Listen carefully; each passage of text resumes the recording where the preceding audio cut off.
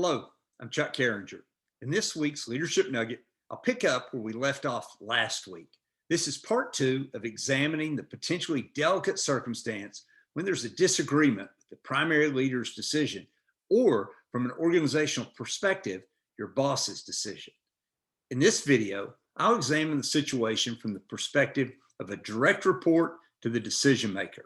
Last week, we looked at this situation from the perspective of the primary leader or boss. Obviously, each of these situations is unique and will be greatly dependent upon the people and circumstances involved. For our purposes, I'll take a high-level view and offer a few thoughts for your consideration. Here's the scenario. Your boss makes a decision. This decision could have come after discussion with their leadership team or without such discussion.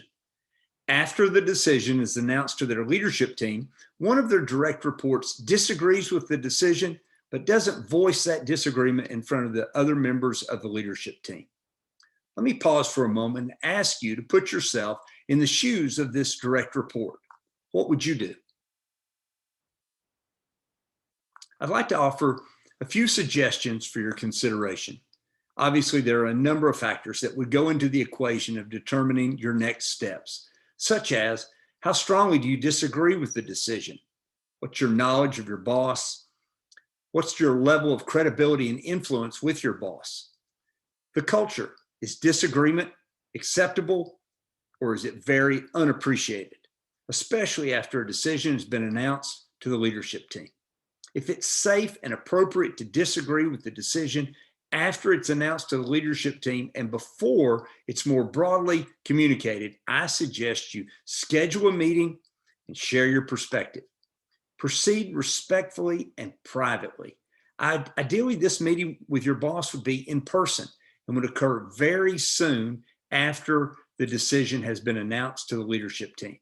If an in-person meeting is not an option, then I suggest you meet virtually. If a virtual meeting isn't possible, then I suggest a phone conversation.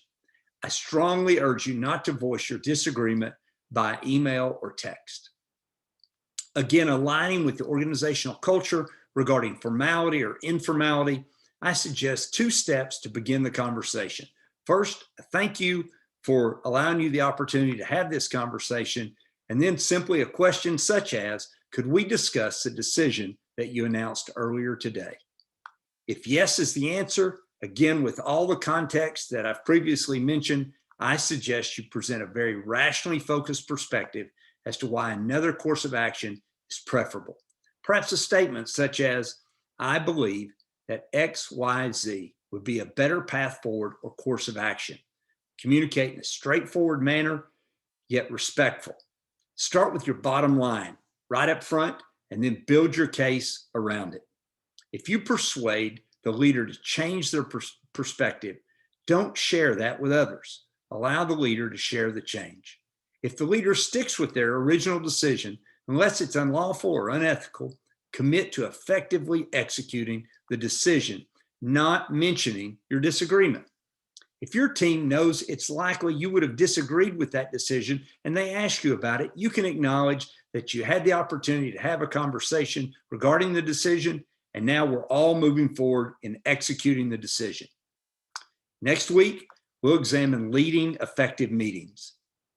If you'd like to watch any of our past leadership nuggets, they're all available on our website, chuckcarringer.com.